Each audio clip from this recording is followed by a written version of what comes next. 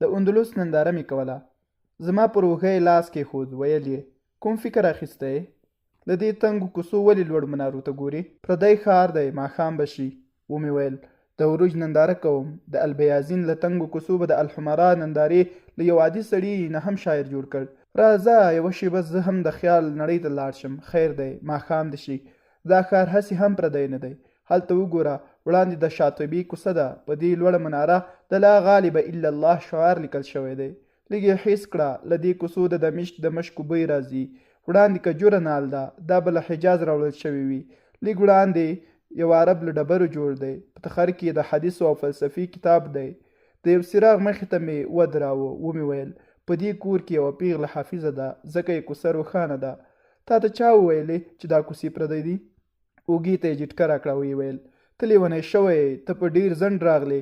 هغه 8 پیړۍ یو خوب و، 5 پیړۍ وشوې اندلس پردی شوی دی. هغه د پرون کیسه وه. خلک یې ماضي بولي او که ورپسې شوې لیونی به شې. خاموش یې کړم. کرار کرار په نه زړه ورسره روان شوم. د کجورې یوې تنې ژړل، ښایي تر سیوري لاندې یو وخت د قال الله قال الرسول نغمې غږېدلې. یا خو به قاضي یحیی د موتا کتاب په تخر کې نیولی و او د دې تر سیوري لاندې به ناست و. په یوه لرګینه دروازه هلال نصب و. له درسې د شام د یاسمین ننداره وه. ورنږدې شوم. شام خو خپل دی، رسول الله ورته دعا کړې ده. تر لاس یې ونیولم، ویې رټلم. تا ته مې ویلي وه دا کوڅې پردی دي. ستا قوم د عروج په نیلۍ سپور شو. دا کوڅې یې آبادې کړې، خو اوس یې له دې ځایه کډه کړې. په یو دیوال د شهادت کلمه کښل شوې وه. درسې او علامې د مسجد وې. ورغلم. ما ویل د سکون غوپه به پکې ووهم. په ولاړ لرګي مجسمه لګېدلې وه. د انګړ په منځ کې د دار انځور و. له ګریوان یې ونیولم، له دروازې یې راګوزار کړم. ویل یې د مسجد او کلیسا توپیر نشي کولی؟ ولې نشم کولی؟ خو هغه زموږ مسجد و. زموږ خو له عظمتونو سره ملګرتیا وه. دا دنګ دیوالونه زموږ وو. دا شعارونه خو موږ کښلي دي. دا د کلیسا انګړ خو زموږ مسجد و. اوس د عظمتونو خیال یوازې کوم. د امت په ویرانو یوازې ګرځم. هسې نه څوک مې لیونی وبولي. دا یو خوب دی، یو راز دی، یو راز په زړه کې ساتم. پخوانی بغداد. 8 پیړۍ وړاندې بغداد علامه ابن الجوزي رحمه الله داسې انځور کړی دی. بغداد د ماڼیو ښار دی. حمامونه یې پراخه او په زړه پورې دي. په حمامونو کې داسې نلونه لګېدلي دي که ښي اړخ ته یې کیلي تاو کړو ګرمې اوبه ترې راوځي، او که چپ اړخ ته یې کیلي تاو کړو نو یخې اوبه ترې راوځي. په اندلس کې لیک لوست. هغه مهال چې د اروپا پاچاهان د خپل نوم په لیکلو قادر نه وو، په اندلس کې داسې دهقان نه و چې په لیک به نه پوهېده. په جنت کې ړوند. د مکسیکو مشهور شاعر فرانسیسکو ایکازا د الحمرا نندارې ته راغلی. د ماڼۍ تر څنګ ترې یو ړوند سوالګر پیسې وغوښتلې. خپلې ښځې ته یې غږ کړ، ډېرې پیسې ورکړه. څومره دردونکې ده چې یو سړی د غرناطیو په څېر ښکلي ښار کې ړوند وي.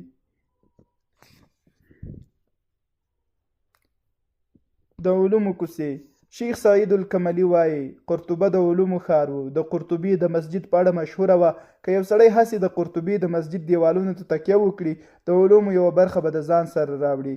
عبدالرحمن الناصر په قرطبه کې د کتابونو 4 لکه نسخې ساتلې وي، په داسې حال کې چې د اروپا خلکو لیک لوست نه پیژانده. د بیت المقدس په لور. د شام په لور روان شو. د شام په یوه غونډۍ پورته شو. د دمشق په باغونو یې سترګې ولګېدې. ویې ویل له فرعون هم باغونه او چینې پاتې شوي وي. جابیت لاړ. په رمادي اوښ سپور و. رکاب یې نه و. په اوښ یو څادر هوار و چې ښکته به شو د بسترې کار به یې ترې اخیست. د کرباس جامې یې په تن وې چې هغه هم ځای په ځای شلېدلې وې. د عربو لوی لوی قمندانان یې جابیه کې ښه راغلاست ته ولاړ وو. د هغوی د فخر ډکې جامې یې ولیدې. د سورلۍ راښکته شو. د هغوی اسونه یې په کاڼو وویشتل. غوسه و. ویې ویل تاسې دومره ژر ماړه شوئ؟ د عجمو عادتونه مو خپل کړل. د اقصی لاره یې ونیوله. په لاره کې ویاله راغله. په یو لاس کې یې خپلې موزې او په بل لاس کې د اوښ مهار ونیوه. خلک حیران شول ځکه چې د مهار او موزو نیول د غلام کار و. یو ملګري ورته ویل د مؤمنانو امیره دا مو څه شروع کړي دي؟ ویې ویل ابو عبیده تاسو عرب خو پاتې خلک وئ، د خلکو د نظره لوېدلي وئ. الله جل جلاله په اسلام سره عزت درکړه. اوس چې په بل څه کې دا عزت لټوئ نو ذلیله به شئ. اوښ یې ستړی شو. چا ورته ترکي اس راوسته. اس مست و. شوخي یې وکړه. ویې ویل کم بخته دا دومره غرور دې له کومه کړ؟ چاته یې وویل زما کمیس پاک را پاک کړئ، شلېدلي ځایونو ته پیوند ورکړئ. خپله سورلي غلام ته ورکړه. خپله په اوښ سپور شو. د بیت المقدس د خلکو سترګې په آس نښتې وې. هغوی فکر کاوه چې د مؤمنانو امیر به په قیمتي اسپور وي. هغوی د اوښ له سپور پوښتنه وکړه، ستاسو امیر کوم یو دی؟ ځان ته یې اشاره وکړه، ویې ویل ستاسو مخې ته ولاړ دی. پوهېږئ دا څوک و؟ دا امیر المؤمنین عمر بن الخطاب رضی الله تعالی عنه د بیت المقدس کیلیو پسې روانو، هغه هم په داسې کیفیت کې. د زړه خبرې په خوله باندې ژوند دی. هر راز مجلس مې وکړ. د ځینو د خبرو موضوع په پیسو را سرخي وایي.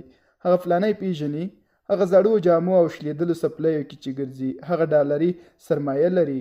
فلانی هسې ځان نه ښایي، ګنې 3 4 لس ټایره یې تاویږي. موږ هم انسانان یو، فکر مو بل خواته لاړ شي، ځان راته ټیټ ښکاره شي، مسکی شم، ورته ووایم ولې مو غم زیاتوې؟ زموږ په زړه کې خو د سلفو د غربت کیسې دي. زموږ په زړه کې خو دا دی چې نعمت پیدا کړه، په بدن یې ښکاره کړه. د قلم او کتاب په ملګرتیا خفه شم. موږ ته دوی څه راکړه؟ که د خوشحال خټک خبره وکړم، زه یې چا لره وهم، قدر یې چا زده، په اور وسوځه دا تورې کتابونه. دا خبرې مې هم زړه نه مني. موږ خو له همدې پاڼو توحید زده کړی دی. د پاکې عقیدې تعداب ته مو له همدې غرونو ډبرې راوړي دي. موږ رب د امت په لوړو ژورو ګرځولی یو. د ځان سره لا حول ولا قوت کړم. هو، د کتاب او قلم ملګرتیا مې له حالاتو مرور کړي، خو حالات دومره قوي شوي نه دي چې له موږ دې د توحید عقیده واخلي. بل ډول مجلسونه فکري وي. د خپل فکر او عقیدې په اساس ډیر مشران او قدرمن خلک راته په درنه سترګه ګوري. د هغوی خوله چې په صفت خلاصه شي، له تندي د خجالت خوله پاکه کړم. د امام احمد بن حنبل رحمه الله خبره مې نیغه زړه ته ودرېږي. موږ هیڅ هم نه وو. الله جل جلاله هم ګناهونو پرده راواچوله، چاته هم رسوا نه شولو. کله ګناهونو مو خلک خبر وای، د خلکو د ډبرو ډکې لمنې به وای او موږ به وای هو موږ له ډبرو سره جوړیږو. زړه ته همدا تسلي ورکوو. زه خیر که جیب مو خالي دی، دا یو څو یاران خو لرو چې د عقیدې او فکر په لار کې را سره روان دي. که تندک وخورو لاس خو به راکړي. همدا د فکري یارانو برکت دی چې په تش جیب هم ډاډه یو او ستونزو ته ولاړ یو. الحمدلله. د اندلس په ننداره وم. انځور خپله خاموشي ماته کړه، لکه هغه هم د ماضي یاد پسې اخیستی و. 8 پیړۍ وړاندې تللی و. ورته ومې ویل په اوس وخت راته وغږېږه. موږ ډېرې پاڼې واړولې، د شپې مو ډېرو ستورو ته وژړل. دغه یادونه د لوېدلي قوم غمونه زیاتوي. مخاطب یې کړم، ویې ویل کوم لیدلی قوم؟ ما ته وګوره، زه هم دنګ یم. دا ترڅنګ ټولې آبادۍ له ما ښکته دي. زه جیرالدا یم. جیرالدا د اشبیلې جامع مسجد د اذان مناره ده. څه وشول؟ که خپلو خلکو یوازې پرېښودم. اوس هم چې خلک زما تاریخ ګوري وایي دلته به د منصور موحدي په دور کې اذان کېده. که اذان مرور شوی نوم خو یې را سره تړلی دی. که سجدې الوتې دي د تندور رطوبت خو زما سره دی. که حاجب المنصور وفات دی د نوم سره خو یې زما کیسې تړلې دي که نه. که قوم یوازې پرېښودم تاریخ خو لوړ ساتلی یم. زما غړۍ اوس هم له خیاله کږه ده. زه پر هماغه پښو ولاړ یم چې نیکانو یې ډبرو ته اوږې ورکړي دي. زما قوم په لوړو مین و، زه یې لوړ جوړ کړم. زما او ستا ترمنځ 8 نیمې پیړۍ توپیر دی، خو اوس هم زما لیدو ته د خلکو خولۍ پر ځمکه غورځي. زما له څوکې به د اذان نارو د اشبیلې خاموشه کوڅې ډکې کړي او امسا په لاس درنې درنې پګړۍ به مې غېږې ته راتلې. زه هماغه جیرالدا یم. له ما به د حی علی الصلاة غږ شو، د مسجد انګړ به ډک شو. له ما به د تکبیر ناره شوه، د اسونو ترپا به پیرنه لړزوله. څه وشول؟ که له خپلو خلکو لرې یم او کلیسا شوم. د اساس ډبرې خو مې خپلې دي، د تعداب ډبرې خو ما ته خپلو خلکو راوړې دي. پیړۍ پیړۍ مې د کوم موسی او طارق انتظار وکړ. اوس مې تمه پرې شوه. زه یې د تل لپاره پرېښودم. تا ته مې د خپلې ماضي کیسه پیل کړه او ته هم مرور شوې. زما به قسمت همداسې وي. اوس هم له هر چا لوړ یم، خو نه پوهېږم زما د قوم ولې ټیټ ذاتي خوښ دي. د طارق نظر خو په پیرنه او د اوس ځوانان چې ګورم نظر یې په یوه کرایه شوي کوټه کې وي. انځور لګیا و، د خپلې لوړتیا کیسه یې کوله. یوه داسې پیغله کوم چې د ژوند ملګرې د ژوند اړتیا ده. نړۍ ته رب تعالی ښځه د سکون لپاره را لېږلې ده، خو څنګه پیغله یا ښځه باید د ژوند ملګرې کړو؟ دا مهم سوال دی. په دې برخه کې د احساساتو پر ځای باید له عقل کار واخلو. په دې تړاو د بیت المقدس د ستر فاتح صلاح الدین ایوبي د پلار کیسه راوړم.